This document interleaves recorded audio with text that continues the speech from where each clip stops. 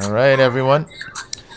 We are about ready to go today. We're going to be talking about partnerships. We're going to be talking about India Blockchain Alliance. And we have a very special guest who will tell you all about it.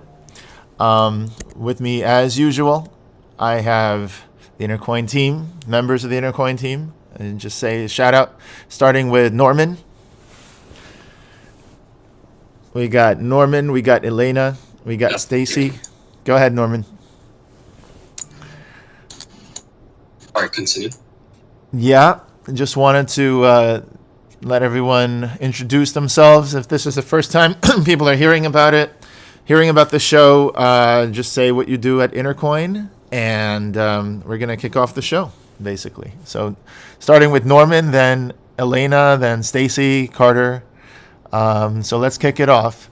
Norman, can you introduce yourself and say a few words about what you do? I think a lot of people here probably have seen me in the Telegram or have seen me around in various voice chats, maybe on Twitter, maybe on the community forum. So I'm the team manager of Intercoin. And right now, what I'm focused on doing is applying us for various grants that are in the crypto ecosystem. But aside from that, I've also done you know how it is with startups, you tend to wear many hats around. And yes, Solana grant was one that we applied to. If you're familiar with the developmental roadmap of Intercoin, we're building out a multi-chain bridge, and we are looking to partner with various projects in the crypto ecosystem to help us achieve that. Cool. Yep. Let me give it back to Greg so you can. It sounds good. Thanks, Norman. Other people in the team as well. Yep. Then we got Elena. She's been with us for quite a while. Elena, introduce yourself. Talk about what you do with Intercoin. Hi everyone, my name is Elena Rivers. I am originally from Russia and based now in UK. I am with Intercoin for already more than a year, and I'm one of the advisors on the advisory committee. And I'm working with different types of partnerships and promoting Intercoin internationally, because I truly believe in the future of communities and community coins, that it's actually what can help a lot of countries after the COVID situation to come out and to attract different types of businesses to our Intercoin network. Fantastic. Elena helps to also grow our ambassador program and partnerships.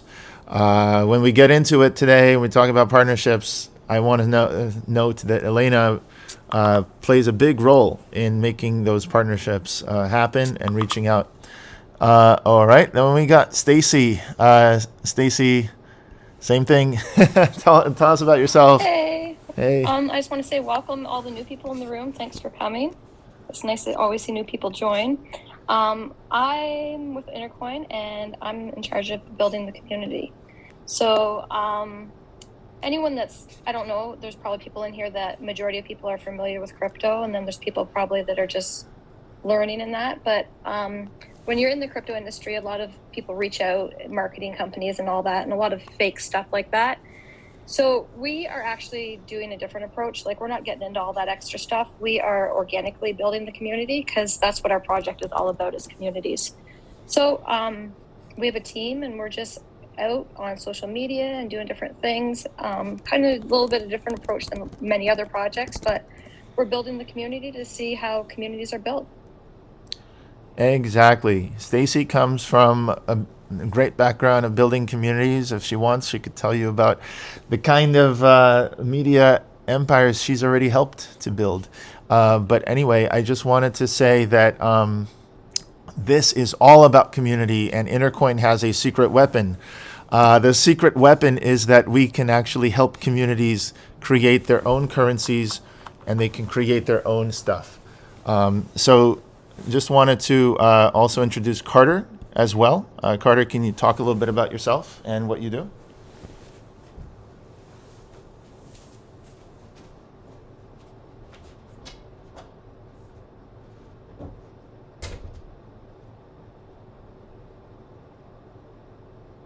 think part of fixing some technical issues, so let's bump it to the next person.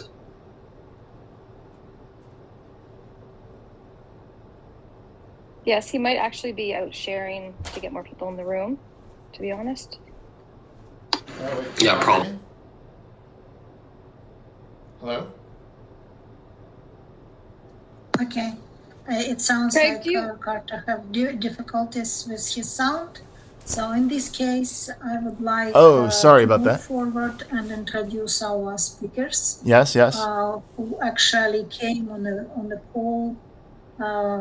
We will begin with Raj Kapoor from India. And we really appreciate, Raj, your attention and your time here today with us, because it's a real honor that in the middle of the night you agreed to speak on our event. I'm coming back in a moment. Just trying to got kicked off for a second there. And it's a real honor for us to connect with you today and to hear about special news announcement, what we are going to talk about. So I just wanted to introduce Raj. I apologize. I had some issues with my audio. Got kicked off for a second.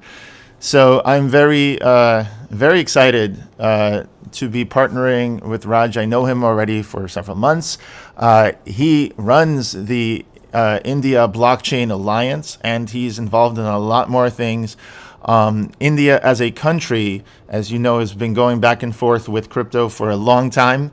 And currency in general. I mean, we could talk about how they banned the 20 rupee. What is it? I think it was the 20 rupee note. And then to take it out of circulation. Yes, that was quite some time back. Not only the 20 rupee note, it was they had even the 1,000 rupee note that also was banned, and an old 500 rupee note was also banned, and a new one introduced. So India, it's safe to say, has very interesting relationships with managing their currency. And when it comes to cryptocurrency, of course, every country is trying to figure out how to best interact with it. So without further ado, I want to introduce Raj. And I just want to say that I think knowing him, that we could do a lot of huge things together. And this is just the beginning. So Raj, definitely introduce yourself. Yeah. Thank you so much. I really appreciate the introduction. All right, just a little bit about myself and the India Blockchain Alliance. Actually, we started off, personally, I've been involved in the crypto world and the blockchain world for a very long time. So almost 11 years now. Actually, in another 5 days, it'll become 11 years. So it's been a beautiful and a long, long journey. So much so that, people start thinking of, in India, when they start thinking of blockchain, probably the first person they all think of is me, which is a great thing. I'm now top of mind recall, and I'm very proud of that. But more important is what we are doing as an organization, as an alliance. And I'll share with you today what we really do and what we really enjoy. First and foremost, we started off about 3 years back formally as India Blockchain Alliance. And the reason we started that off, because in India around that time, no one, and I mean that no one, had a clue what is blockchain. Whenever I would talk about blockchain, the first thing people would ask me, hey, buddy, should I invest in crypto? Should I invest in Bitcoin? Or what's the right good coin to invest in? That was the only question that would be posed to me. I said, no, I'm talking about blockchain. I'm not talking crypto at this point of time. And that's when I realized people started in India, for example, everything was interchangeable as far as Bitcoin was concerned and as far as blockchain was concerned. So I started my journey by actually doing a lot of work with young students and good universities and explaining to them, guys, what is blockchain? What is crypto? It's not the same damn thing. It took me some time, but suddenly people started saying, all right, I get the difference, guys. And they also realized that there is value in both of them. And sure enough, there is there, of course, harder. And I said, well, that's better. Within the last 3 years, from 2018, when we started off sometime in July, till now, we're ending 21, I now work with over 90 universities, colleges, and institutions across the world now, explaining to them, teaching them, and writing curriculum for them in the blockchain crypto space. Till date, I think I must have penned down maybe over 20 plus courses, right from crypto to DeFi to Fintech to blockchain, and then different aspects of blockchain, different aspects of crypto, etc. It's been a beautiful journey. So that was my first, I would call that my Genesis block as far as the India Blockchain Alliance was concerned. So that led me to the next block. Basically the India Blockchain Alliance story is in 3 different blocks, and I'm going to share all those 3 blocks with you today. So the second block was, around that time, there was a lot of chatter around blockchain in India. And by about 2019, especially post-COVID, came a time when a lot of corporates started exploring blockchain, which is surprising because everything else was in chaos. And corporates decided, well, maybe this is is this a way out? Is this something which we can use? Does it have merit? Again, lots of questions, no answers in India. Everybody had different versions. Everybody had a different way approach. So I said, okay, we'll try and work with corporates as well and explain to them from the enterprise level what are corporates, what are coins, what is crypto, etc. Frankly speaking, in the beginning, everybody thought we were doing something illegal, something behind the scenes. Oh, are we some sort of hackers, or is it something from another parallel universe of the dark web or something? That's what the initial thoughts were. But as they, understood the value of blockchain and that crypto is a great use case of blockchain, not blockchain in itself, they realized that, we can do a lot of things together. So now, 2 years down the line now, I work with a lot of corporates explaining to them the value blockchain brings to their enterprise, telling them what are the processes that could be put on the blockchain. Do they really need blockchain in the first place? And what would be the possible outcomes? Basically, the who, when, what, where, why of blockchain is what I work with them on. And that's quite a lot because very demanding corporates in India. I'm sure there are everywhere for that matter. India, even more so. Because first you got to educate these guys, and you got to educate C-level guys. Not very easy. But it's good. I was lucky. I was probably as old as them or older than them, so it worked better because they wouldn't listen to the younger guys when they talked about blockchain anyways. So that worked well. And finally, the government woke up in 2020, Jan 2020, and said, let's implement some blockchain projects. We've heard it's good. Again, a big question mark, where to go, whom to go to.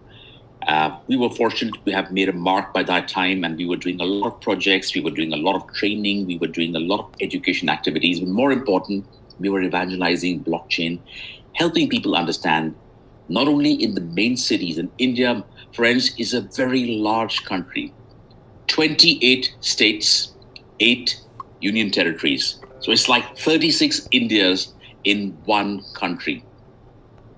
That is really, because India is a very diverse country. It has, every 10 miles, there is a different strategy. There's a different approach. That's how different it is. Thousands of languages, billions of people, very tough terrain. We had navigated it pretty well till that time, and we still are for that matter. Anyway, the government, somebody pulled me in and said, listen guys, you got to explain these guys what is cryptocurrency, what is blockchain. Now by that time, the cryptocurrency bill had already been introduced in India around 2017, shot down by 2018, again overturned by 2020. Well, it's a very ongoing seesaw battle here actually. The government unsure about how to go about it, still unsure, because today they have deferred tabling the bill once again. Coming back, but blockchain was blockchain.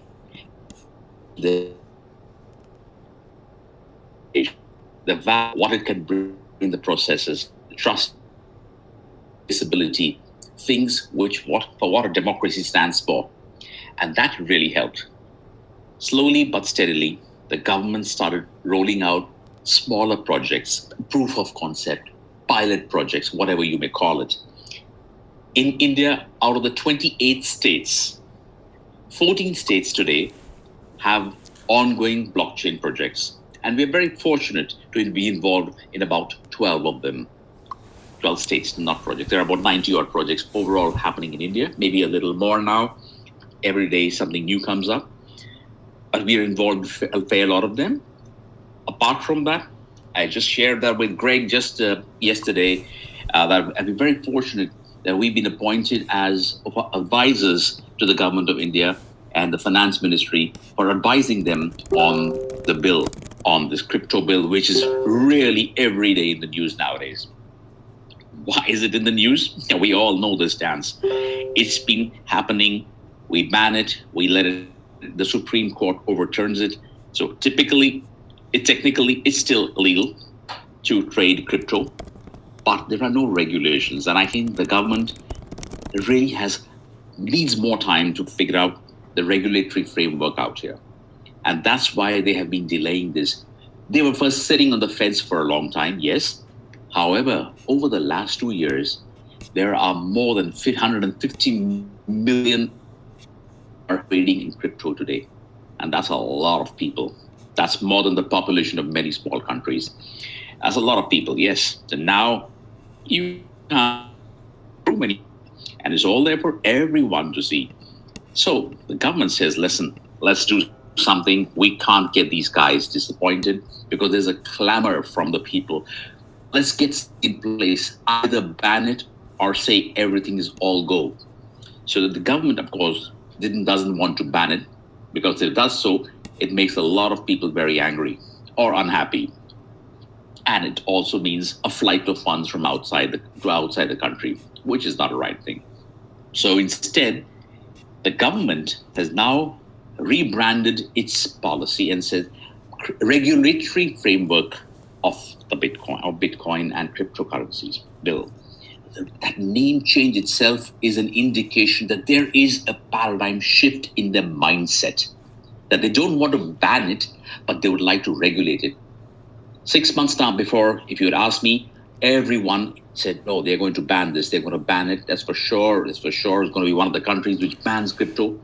It's not going to ban. That is one very positive. I'll take the positives as they've come.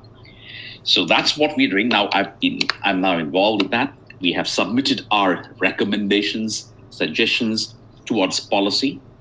You'll also be happy to know that one of our recommendations in how to implement blockchain in our agriculture sector, because more than 50% of India is agrarian, has been accepted and been sent towards making policy, at least part of the policy, not the entire one, of course. So we are very glad that we contributed to my 11-year journey right through from our 3 blocks: academia, corporate, and government is there. And that's what we really enjoyed. As a last thing, what I can say. Sorry? All right. I wanted to say it sounds absolutely brilliant. And your news about ban in the country, it's that it's not going to be there anymore.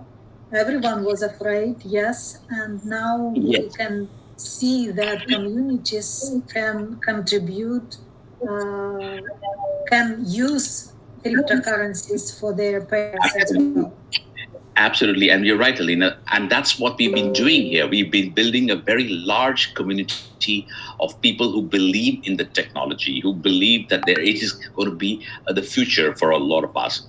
So one of the key things we at India Blockchain Alliance is doing is building the blockchain ecosystem and building one of the largest communities in this space in India. Well, we would be one of the largest at some point because we really have the population to back that. So it's not just only, and a lot of people are already in the system now.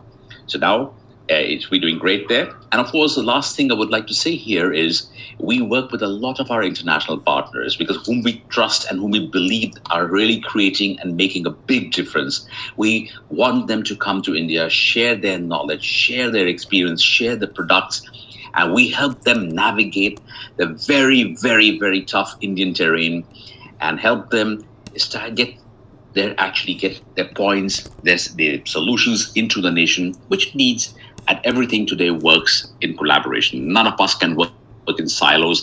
All of us need to work together And together, I think, is what India Blockchain Alliance means. It's India, it's blockchain, and it's an alliance. We work with almost 50 such partners, multiple spaces, different spaces, all making a major difference, a major impact, a socio-economic impact for the nation and for the community, the blockchain community, the crypto community. So that's it from my side, folks. That's an introduction from my side. Thank you very much. Thank you, Raj. And it's a great pleasure to hear it, especially because we have another wonderful speaker joining us today. His name Daniel Clark. And the reason why we are so excited that he joined us, because he is the founder of the first community-driven crypto crowdfunding LaunchPad. It's named Branch Environment Community. And that's the greatest opportunity for all Indian people to crowdfund their crypto. As soon as they would launch their tokens, they can crowdfund, and we can work together with Daniel. And Daniel, floor is yours. Please introduce your project and open the opportunity for Indian markets to join your community. Oh, definitely.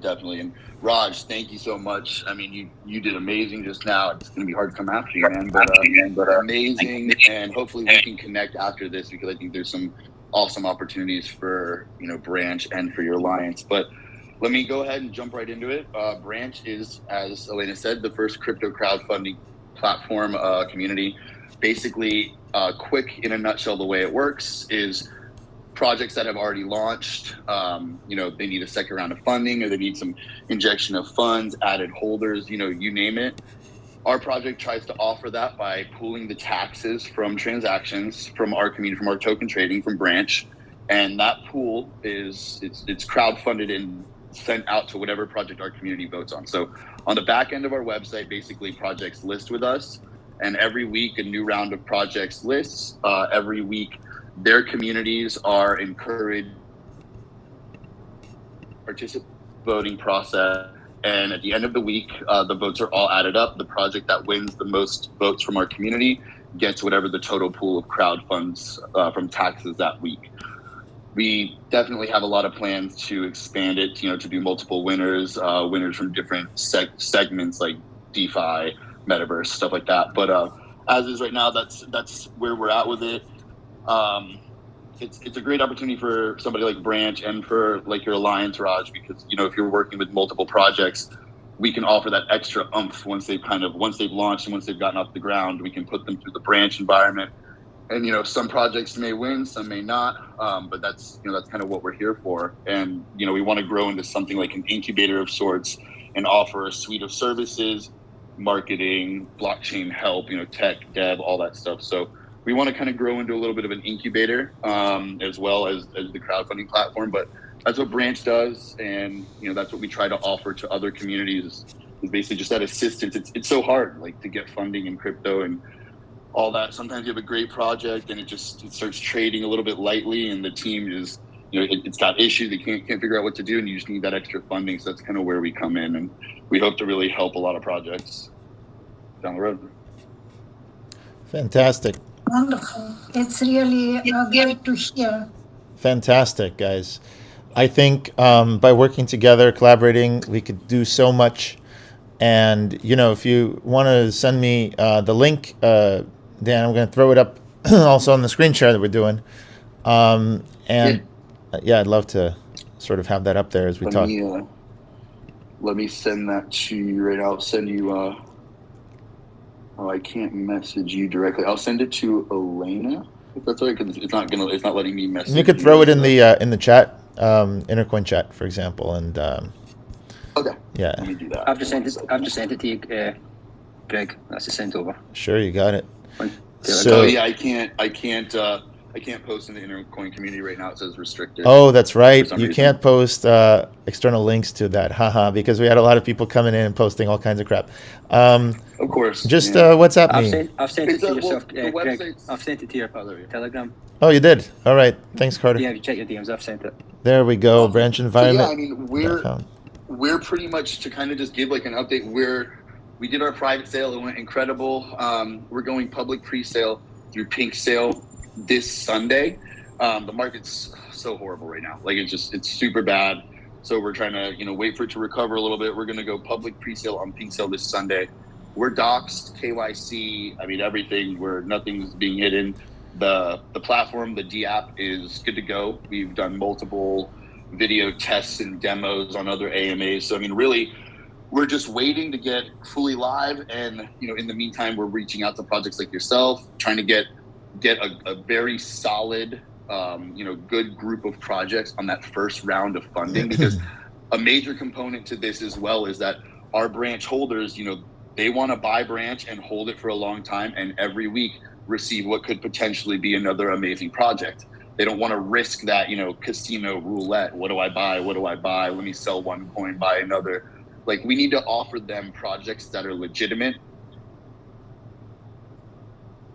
that we're betting.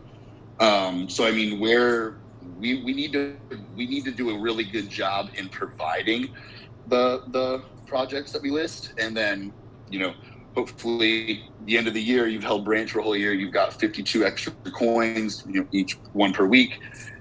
Some of those have to do great. That's kind of the goal here. So Absolutely. we got to really vet good projects. So Intercoin's right up there, and that's what and Raj, hopefully, I'm sure you're going to be working with some awesome projects that we can help gain some exposure and potentially some funding when needed. Yes, there have been the highest in terms of dollar value. It's been the highest funding we've had this year in India, and of course, this is a great opportunity for everybody. I think this is wonderful. We can connect offline on that also. Yeah, I would love to. Definitely. Perfect. Definitely. Absolutely. So look, I mean, just here in the show, we've got a project that can help raise money for communities. We've got Intercoin that can help the money work for communities, right? Make it actually a smart economy, as opposed to sort of a dumber economy that we currently have with paper money and stuff like that. And then we've got the actual communities in India, which Raj is talking about. And I was reading the crypto bill. Raj, I don't know if you could see the my screen that I'm sharing. Can you all see this? No, it's not visual. Not yet. Oh, you're not seeing that. Oh, it's being live streamed to the YouTube. Okay, hold on a second. So I'm going to bring it back. So while you're talking, Raj, I'm putting Yes, up we can see it all now. kinds of things. This is the 10 points on what's happening with the new India crypto bill. And what I find interesting with the crypto bill And is... you are mute again. Oh, well, that's weird. I just get... That's... yeah, Telegram just It's kicks me off to probably- mute for some reason. Probably Telegram, yes. So as I was saying, I was looking through the points in this bill, and Yes. it's interesting to me that some of these are a bit draconian. At least, penalty for violations Yes. could be a jail term for 1.5 years, and up to what looks like $7 million almost. Yeah, that's $7 million. Yeah. That seems quite extreme. I wonder who is going to get a $7 million fine. Well, but it eliminates 90% of the nation anyways, straight off. We don't have $7 million. That's right. Yeah, it says up to. It's just, it's interesting because one of the things that Intercoin wants to do is it wants to empower local communities to have their own currency. What's interesting is that in India, that might be banned for a little bit of time, or maybe a long time. We don't know. What I do know is I've heard from people I've spoken to that India has tons of private currencies right now with different preachers and Yes. Can you talk a little bit about that and what has been the situation thus far? Okay, I'll talk about India's favorite currency. There is a company called Polycoin. India has a coin called a Bolly coin. You know why it's called Bolly coin? It's basically just like we have Hollywood in the West. In India, the same industry, the media film industry is called Bollywood because it was in a city called Bombay. So Hollywood, and here we have a Bollywood. India's greatest passions are two. One is cinema, and the other is cricket, which is the Asian version of baseball. So Bolly coin, that's right. You got that one right. Yes. Now, we have a lot of people, aligning themselves with Bolly coin, purchasing that. I mean, it got sold out in a few hours. People bought the coin. The first round funding, or no, first pre-sale was finished. It finished off in a few hours, I think, but 10 or 15 hours, everything was gone. That was something. Why? Because everybody felt, all right, that's something they could understand. Even the common man could understand what it stood for. It stood for his passion. I think that's where communities really make a difference. We need to create, and now you can see, that's the price. You got that right. Even on Coinbase, it's listed. I don't know if it's listed, but it is, you can watch it and maybe you can buy it. Yeah, interesting. You can buy it as well. Now, people aligned with it. This is one of the most popular ones out here. There's one called this one, and there's another one called Chingari, which means actually a spark in India. That's an Indian word for a spark. Mm-hmm. So those two have really picked up in the last. In fact, in the last 1 week, I've had 7 journalists ask me about that and quoted me on multiple channels and multiple. Today, somebody from Fortune magazine actually spoke to me about that. I didn't even know it had reached beyond the shores, and people are aware of that. I just thought it's very local. But that's fine. That's the most popular one I know of. It's got a huge fan base, and of course, I know these guys pretty well in the sense that the CTO of this company is a great mind. So I was talking to him about the community coin, which goes along with that, because I knew that Intercoin would be a very good fit out there as well. Yes, you got this. That's a good one you got. Yeah. Right. Well, let me also update you. You showed me the 10 points on what you saw. Yes, please. I don't know if you're aware that just on December 3rd or 4th, the government of India, the Ministry of Electronics and IT, took out another paper called the the National Blockchain Strategy, India. Now, that was just as recent as 10 days back. That is the harbinger of what's going to happen. There is a lot of things which have been mentioned out there, and one of them is building blockchain communities. And that is a great thing. And we've already been doing that since several years. So that's where the real connect comes now. This is, I think, these are 10 points, yes, great. But these are from a policy perspective. You can be rest assured that there will be nobody paying the $7 million fines. That's one thing. Right. If you like, very quickly, I'll give you my comments on each and every point. I will just spend one line. Sure. More light changes like, yes, because one of the key problems India faces is the anti-money laundering and terrorist funding. So those are the two things they're really looking at, the gaps to plug, basically. I wanted hold on 1 second. I just wanted to really quickly mention.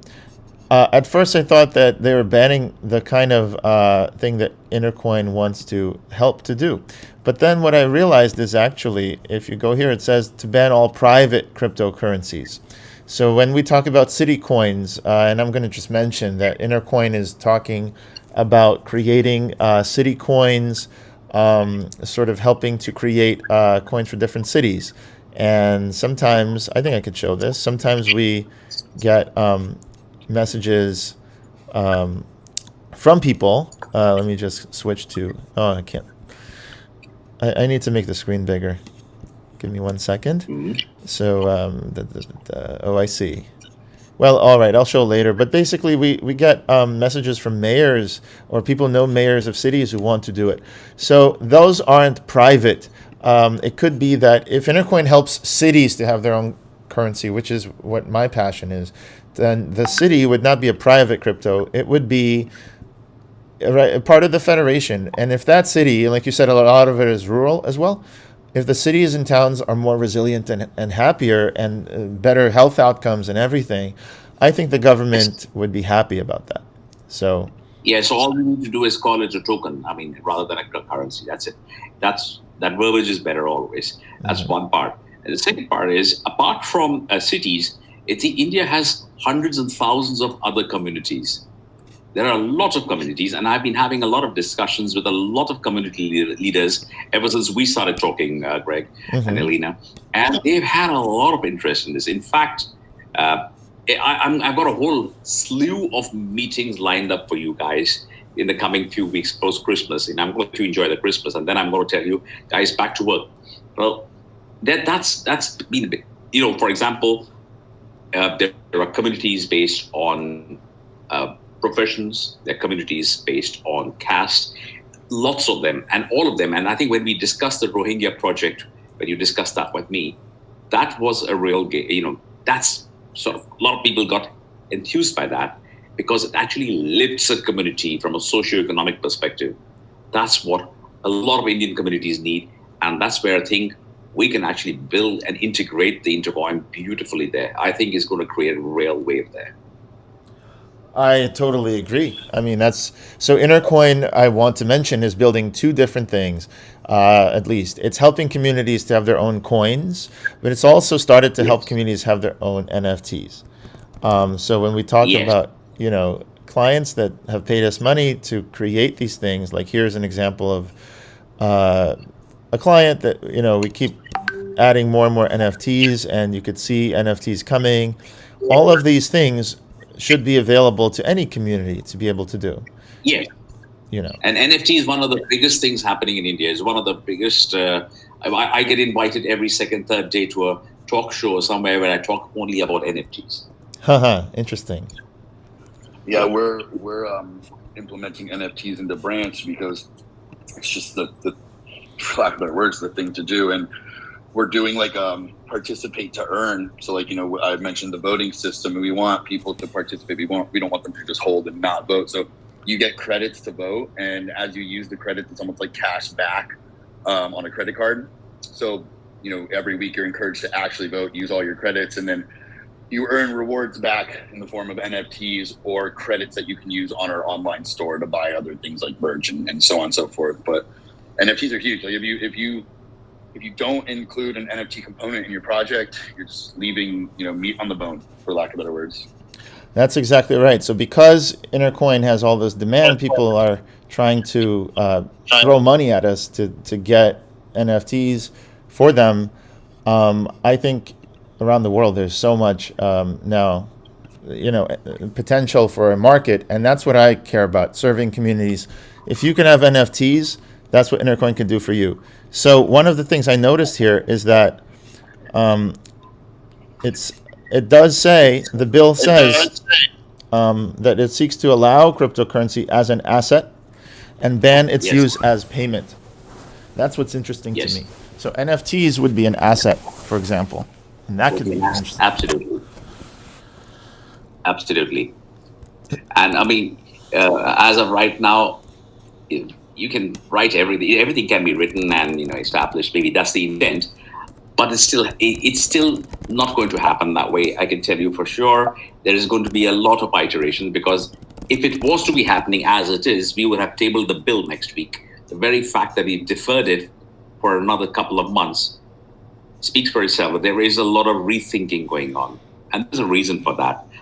Most of us are not aware of the intrinsic value of cryptocurrencies, blockchain, private currencies. So they'll be constituting a new bench where a lot of us are actually sitting down and giving all of us, industry leaders, community leaders, all of them coming together and actually giving their inputs.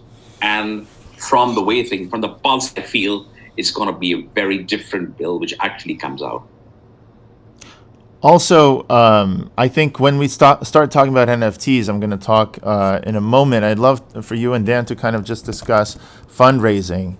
How can communities do fundraising together? But if you talk about our roadmap, you're going to see, if you go down on the roadmap, that we've already done quite a bit. We started the Intercoin community, and then we started this YouTube channel, which you're currently listening to probably afterwards. And then open sourced our code on GitHub.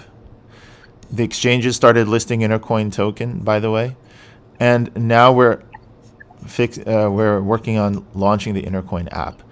What I'd like to talk about in the second half is the NFTremix marketplace, or as I like to pronounce it, NFTremix, because it's actually true. A lot of what we do, the planet's covered with trees. We want trees here. We want the cloud over here. And we want the sun, which is going to be the Intercoin X token. That's going to be the Intercoin exchange. But the NFTremix, the reason I like to put the word tree in there is because imagine if you didn't just buy NFTs to look at them or to play them or videos or audio, but you actually had NFTs that you could interact with and change. So imagine if, for example, Bollywood, studios could collaborate with local universities. And the local university has a lot of students who are very talented and could be studying to become animators and producers, video producers, and so on, music producers. Imagine if NFTremix could bring people together from the industry, as well as these characters could be licensed. So, for example, here in the United States, you could have Disney license Winnie the Pooh, 10,000 NFTs, and only allow students from different design schools, animation schools, to animate. And then there's a bunch of winners, and then they mint more NFTs. The students can sell those NFTs, make money, and Disney gets a lot of publicity for their upcoming film or upcoming anything. So Disney can partner with animators, they can partner with fashion designers. And by the way, you can't copyright fashion in the United States. You can't copyright after a fashion show, for example, after the runway. These fashion designers rely on reputation alone. So my vision is that imagine if India Blockchain Alliance could help the universities and the people who are up and coming work with characters and Bollywood celebrities that they otherwise would not be able to. So that's the idea. Yeah, that's a wonderful idea, actually, right? And I think that's just the beginning. It has so many more possibilities, but that's the great start. Can I ask a question, Raj? How many universities you're working with? Almost 90 across India, private and public. And Indian universities are pretty large. Our largest university we work with has got 650,000 students. And probably the smallest one would have about 5,000 to 7,000 students. Wow. That's a lot. Really. That itself is a huge community. In fact, that is one of the biggest the student community is probably the largest community in India. India has the largest youth population anywhere in the world. Wonderful. Because every Indian child wants to go to university, correct? Yes. In India, education is the number one aspiration. Everyone, it's sacrosanct that you've got to get yourself educated, because that's in India, that's the only way forward. So everyone study, no start of college, and there's a natural progression from school, high school, college, to post-graduation, and that's no breaks, no gap years. Almost everybody studies continuously from the kindergarten right to post-graduation. That's, I think, amazing. You got the education. That's. I just want to say we could really help the young generation in India get their experience with that. So even if India doesn't want private cryptocurrencies for payment, having digital assets for licensing characters, and the reason it's called a tree is because there's a tree of possibilities. So when you've got the first 10,000 character minted, that is the raw material. And then people build upon that, and they put their own spin on it, and they collaborate, and they remix. And that's the whole thing. So the tree is basically a tree of possibilities, and you could follow the branches, which are the most interesting, which actually makes me realize that branch token is named in the same spirit, right, Dan? That's basically... Yeah. Let's see. Yep. I just want to make sure. Dan, you still there? Are you, if you can hear us. No, I think we may have lost him for a second. Yeah. Difficulty. All right. Technical difficulties with that. He can speak now. He for some reason You was guys, not able yeah, to speak. someone muted me, so I was trying to raise my hand. Sorry about that. Yeah, no, I was. I mean, the NFT things. It's really interesting. I was gonna bring something up. It's not to like change the NFT subject, but it was just thought provoking. I mean, cryptocurrencies have always been proposed to be used as like a currency for interaction, like actually trading, but they're so volatile that it makes it very hard. But NFTs, what if somebody were to actually make currency with NFTs? Like you make 100,000 NFTs at a certain price, and that's actually because NFTs like don't fluctuate in price as much. They establish a floor. I feel like that would be a really interesting avenue to go. Just kind of came up as you were bringing up the NFT stuff, but yeah, I think NFTs are huge for all this, and there's a lot we can definitely do with that as well. I agree there. Yeah, I think NFTs are just a game changer in so many ways. We're just discovering it, but we don't do anything where we follow others. With Intercoin, it's like if there's already something that's good, why would we make it too? But Yeah. I think I just want to say Intercoin reinvents a lot of these things and makes them better. And I really do think that NFTremix can be called NFT 2.0 because Yeah. that's the next generation. You know what I mean? That's like, here's the thing. If you have a show on Netflix, right? Or Prime, Amazon Prime. We have some people from Amazon Prime contacting us about making NFTs for their shows. So if you have that and your first season is good, what happens is you want to release your second season, right? So same thing is like when you have Bored Apes or you have one of these CryptoPunks or very famous NFT series, you can release the next version to have something new, right? 2.0. And that's what NFTremix lets you do. Imagine if like CryptoPunks, you can actually, mix and remix this kind of stuff. So that's the spirit of what we could do. Have you seen Yep. there's a bunny project, the Fluffies maybe or something like that. They were at Art Basel. I was with some of the people from the camp. They're the first NFT celebrities, so they're superstars, quote unquote. Like they have Instagram profiles for the three of them. It's a group. It's a music group of three little bunnies that sing. And they performed a concert, the first NFT concert with superstars. So like each one of these NFTs is essentially has its own persona. It's like it's a person, and they've got followers, they've got accounts. Like they're a superstar, but they're an NFT, and they performed a concert at Art Basel in Miami.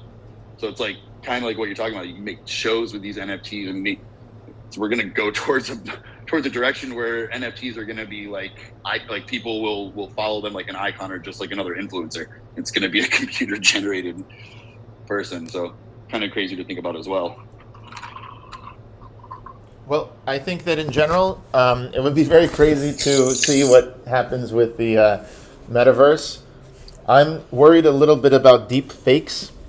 It took me a while to figure out what kind of character generation I would want to see, because you can obviously scan yourself, like with MetaHero and other companies like that.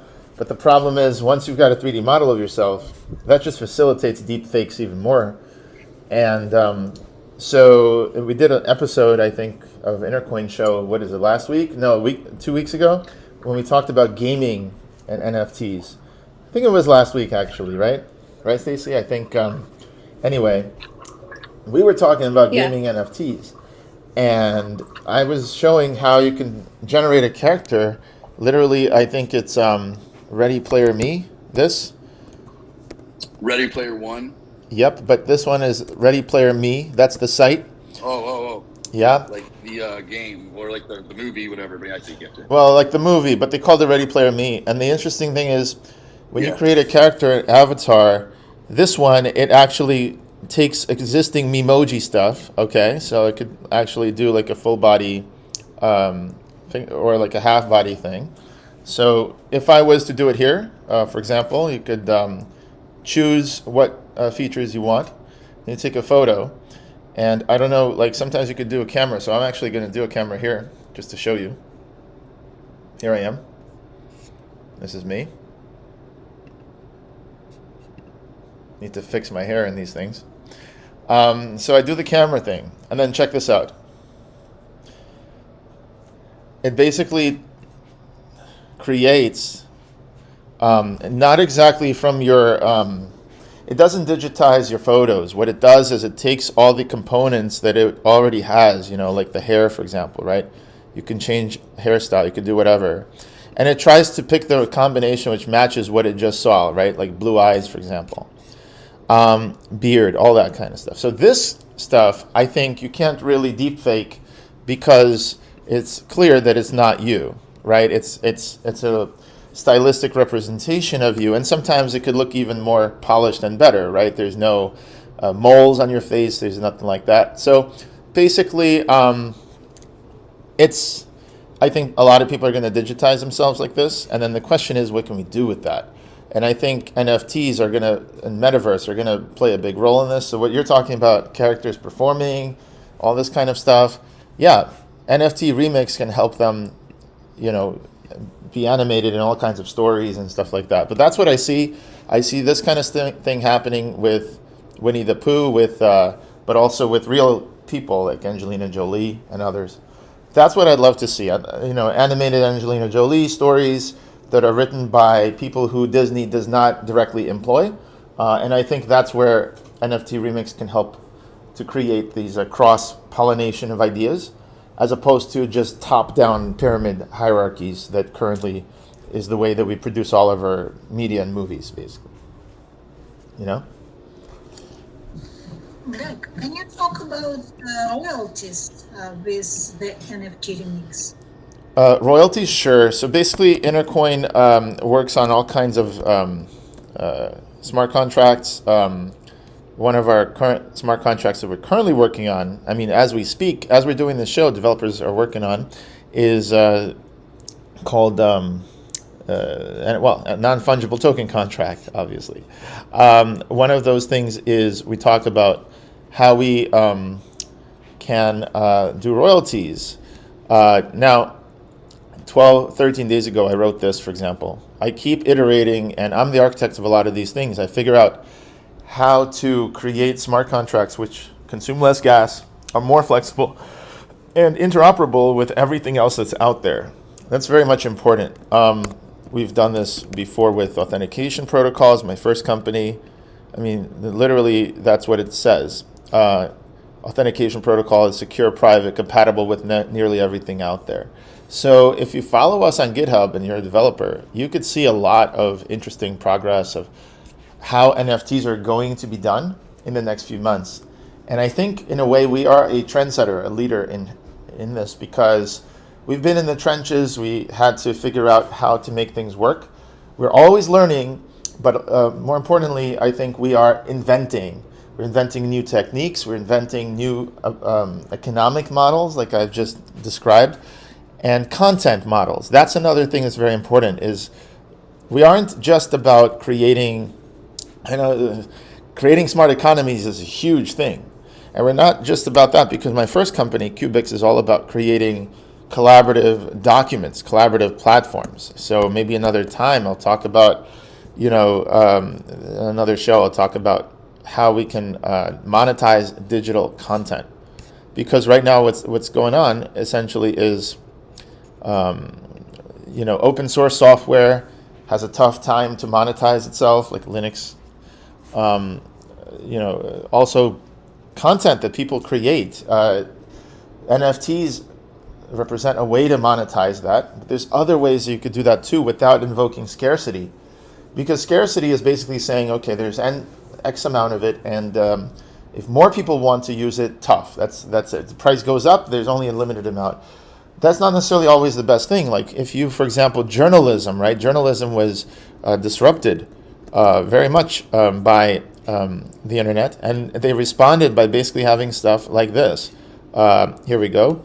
Digital media, right? They have paywalls. If you go to New York Times, you probably have something like this. After you read a few articles, they want you to subscribe. This is the old legacy system, right? It creates friction. If I'm on Facebook and I would like to read a New York Times article, I would like New York Times to get a micro payment from my community of readers, right? If my community wants to have a bunch of vendors, and that could include content from movies or whatever, like Netflix. My community can pay micropayments for the members watching those movies.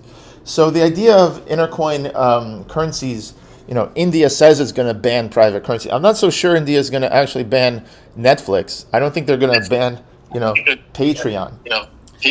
So I do believe that there are new combinations that they just haven't thought of, and they haven't realized that those are currencies too. So yeah, if anyone wants to jump in, I'm very happy to.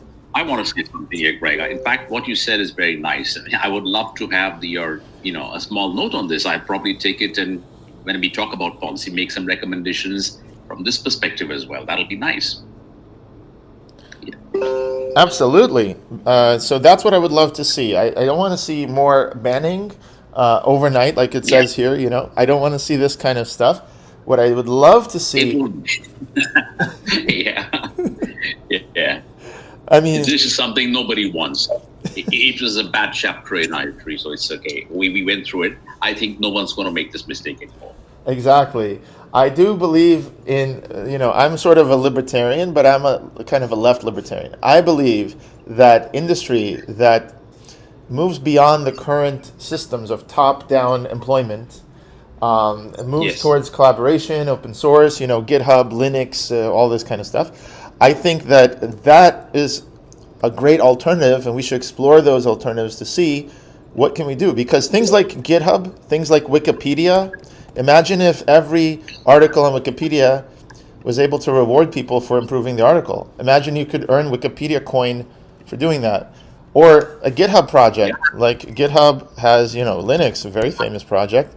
So the Linux project could have a Linux coin, and it could reward people for their contributions, just like Wikipedia rewards people for their contributions.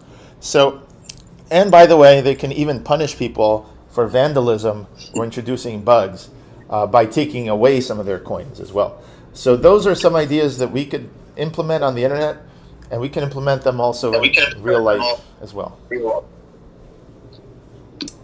Sounds really cool. It sounds really nice. It's a very innovative way of thinking that. Exactly. And you talked about Netflix. Netflix is biggest in India. In fact, yesterday it dropped its prices for subscription prices, means it's going to grow even further, for example. So there is a lot more. As you said, we can't ban the Netflix, etc.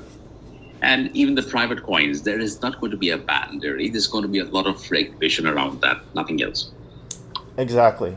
I mean, what we have currently is a top-down large corporate system, and it's worldwide. Even anarcho-capitalists who are libertarians, they say, yeah, we're for capitalism, but we're not necessarily for large corporations, right, which they call corporatism. And the thing is, whether you are left or right libertarian, or whether you see that large organizations are often inefficient. And so what happens is that currently India's been approached by Netflix. India's also been approached, if I remember correctly, by Facebook in 2014, where they said no thanks. Facebook was going to give them a privately owned internet connection, right? Yeah. So that's what I would like to say is I think we need to move away from private ownership of these giant platforms like Facebook, Twitter, Amazon. They're all privately owned. Their billionaire owners go to space, on rockets, and that's awesome. But then we have Linux and Ethereum and Bitcoin and all these networks that are not owned by any one person. And I think that's the point. I think the point is if there's anything that crypto does, it disintermediates, right?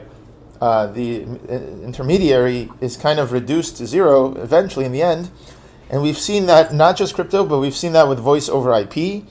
Everything we're doing right now on Telegram, I keep coming back to this, everything, video conferencing. Look how many people we could serve, with Telegram. The reason all this works is because of voice over IP brought the cost almost zero, where I'm sure if I called India 20 years ago, it would cost me like $3 a minute, to just have one connection. And here we have multiplex connections and video, high resolution video being pushed around.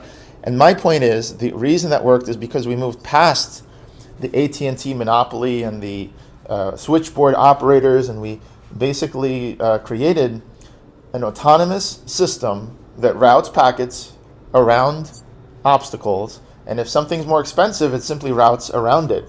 And I think that this model of autonomous systems replacing human operators is what creates more reliability and more and cheaper prices. So I think even if India does ban whatever, crypto currencies at some point, it's going to unban them when the rest of the world is using something that is cheaper, faster, more reliable, right? And they're going to be like, okay, now it's proven itself, and we're going to use it in this context and that context. That's what I'd love to see happen eventually. Yeah, that's exactly what's going to happen if they ban. But I don't think they're going to ban. But yes, if they do, well, your solution is right. Your suggestion and prediction is right, I would say. Yeah, exactly. So that's, I think, what we have looking forward to. So let's I wanted to wrap up this show talking about what are next steps for us, what's on the roadmap, because Intercoin's roadmap, as you can see, is pretty ambitious. We have a lot coming out. December, we launched the app, and then we have the Intercoin NFTremix marketplace. My question is, how do you see us working together in the next few months, and how do you see us working together in the next year? What can we do together to help the students in the universities in India, and to help Bollywood, and just to help people in general? Yeah, I see India's nothing but a bunch of communities all coming together. So I see an opportunity wherever I look, whichever direction I look. We built a community ourselves. For example, I have a Telegram group which has got 28,000 guys who follow me because I speak about crypto and blockchain in that. And that's been in the last 6-8 months. That was fantastic. I couldn't believe that so many people actually want to listen to what I'm saying. That's one. So that's a small version of what we can do. That's just a little tip of the iceberg. I see in India, apart from the Bollywood, there is a huge cricket community as well. Cricket is a religion in our country, just like baseball or basketball in the United States. We have cricket. Mm-hmm. Most of you must not be familiar with cricket, but yeah, it's one of the most popular sports. Football is another one.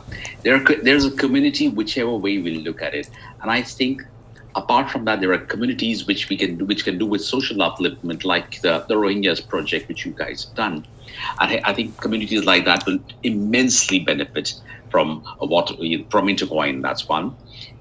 Of course, the Bollywood community, I have great relationships with all these new NFTs come up. Bollywood has come up with the NFT, and our NFT 2.0 actually links in beautifully with what they're trying to do. That I see as a very low-hanging fruit and an immediate opportunity also. I also see doing a lot of work with the government on making them realize that that's the future is working with communities. And that's going to be another thing which I think I'm already doing some work with them on a different basis, nothing to do with the blockchain space. But yes, and in India, I don't know whether most of you know, community building is looked upon as one of the best things to do. And that's where we're going to be. Bollywood, cricket, football, different communities, colleges, oh yes. In fact, I had a meeting yesterday with one of the colleges, and they said, Raj, can you take out our coin? So I said, of course we can do that, because I know that what we can really do with that. And they have a community of about 40, 50,000 students and parents, maybe even more, and faculty. So it's a great start.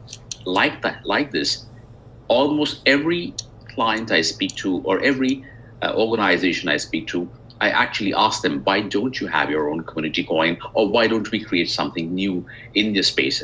Everybody wants a little more disruption now. I think it's time for a change. And I think the time is now. Policy or no policy, multiple opportunities going forward. Absolutely. Well said. And Dan, if you want to add to that, I'm more than happy to, with Branch and how you're going to help communities raise money. I mean, so specifically with Intercoin, we want to get you guys listed, and we want to work out a relationship with you guys where, your future projects that you guys do for communities, we get them on Branch. Obviously, of course, this way, we can help with the funding process. So basically, we're working on partnering up with a lot of similar projects like yourself that plan on having, multiple projects, multiple coins. So this way we can offer like a second. Oh, sorry, there's a little echo. Like offer a second step to the process, and with Raj and with Indian, it's literally the same thing. Everything that you're doing over there, it would be amazing to be able to get some of the projects that you're working on, get them some extra funding. I have I have another thing. India has a very huge startup ecosystem coming up. I can think of a coin for the startup ecosystem, and one is a government-backed Startup India program, and one is another ecosystem of a lot of accelerators. I do a lot of work with startups, so I can say for sure, if we do something in that space, and I'm really planning something to do in that space, that would be a great thing as well. And these guys, they adopted that very. Yeah, that is what we're trying to do. So we'll definitely connect outside of this and see what we can pull together, because I would love to, and I'd love to be able to talk to your community and let them know about Branch and see how we can extend our. 100%. Absolutely. We just finished an accelerator and we got an overwhelming response. We just did a cohort and we had an overwhelming response. We're doing one which is going to happen in the next 5 days. I'll share the details with you. Maybe we can get you inside there as well. Amazing. Yeah, thank you so much. I would appreciate it. So guys, I think that's the theme of all this, is that we're all about community. I think that whether it's about raising money for a community project with Branch, or whether it's helping existing communities in India, I think it's just important to focus more on communities and think systemically, as opposed to what currently happens is they think, what happens is right now is this, right? People think about Uniswap and DeFi as being peer-to-peer. You spend your day talking to bots, and that's not community at all. That's just one-to-one. Yeah. That's, I think, where things need to change. So I just want to end on this kind of note, is that crypto's been around for such a long time. And I can understand why regulators are kind of down on it a little bit. Not all regulators. Many regulators see the potential. But if all you have is what you've currently put out, you see that people aren't even using it in everyday transactions, let alone the risks that it poses to the financial stability, perhaps. So people use WeChat, people use Facebook, people use Twitter and Telegram and Signal and Gmail. They use it every day. That's what it means to be, mainstream. So to do that, crypto needs to move beyond. It needs to do three things, and that's what we're all about. Crypto needs to move beyond just peer-to-peer transactions. That's what has been currently the mindset. And we're one of the only companies in the space that I see consistently talking about communities holistically. That's, I think, a major thing, whether creating smart economy, whether you want to create voting democratically, which is something we didn't even mention on this call. But I think it's important to mention that crypto isn't just about cryptocurrency. It's also about making decisions together, informed decisions based on statistics. All of this can be done on chain. It can be very interesting in the future. Crypto, this is in the future. I'm not going to talk about it in the show, but crypto needs to move beyond blockchains, because blockchains are inherently have a bottleneck. And often that bottleneck is every 15 seconds, and sometimes it's every 10 minutes. The bottleneck is that all transactions in the world must be gathered in one spot, which is called the miner. And that miner, whether it's proof of work, proof of stake, or whatever, has to be aware of all transactions that happened. And so that's a bottleneck, and no other internet protocols really work like this. And that's why the internet is so scalable, is because everything we're doing can be done at the same time as everyone else doing it, but not blockchain. Blockchain is literally bottlenecking every periodic, very, very often. And so Intercoin's entire system is built already to decentralize and avoid that bottleneck. And finally, the last thing I want to say is, I think we all agree, we need to move past the geeky user interfaces that we currently have. 10 years and we're still stuck with, in an era where we have browsers and all this stuff. We have these kind of interfaces. That's terrible. we need to do what the Mac has done. We need to do what Windows has done and create, beautiful user friendly interfaces that people actually will use.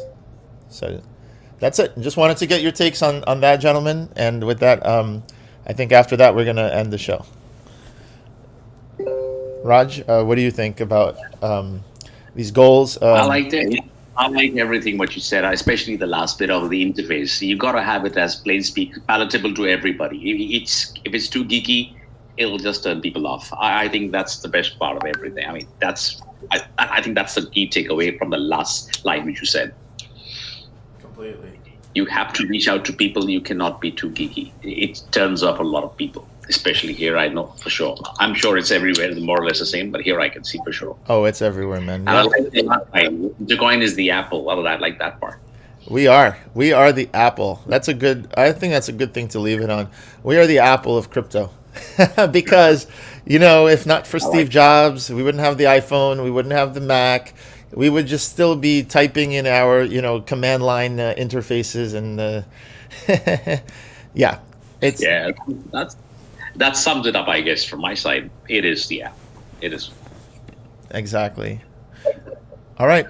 Well, it was a pleasure having everybody here. I hope to see everyone next time. Please, if you like, bring other people, join the movement. And as always, I tell people, please, including the guests here, please go to community.intercoin.org and join our forum, because most of the conversation doesn't happen in the show. Most of the collaboration happens in the weeks between the shows. So definitely hang out here. This is the growing movement. This is where the movement originates. So who knows? There may be an angle that we missed. There may be things we need to improve or fix. And we want to hear your voice. So definitely sign up after this, and let's continue the conversation. All right, I guess that'll do it for today. Thank you, everybody, for joining, and I'll see you next week.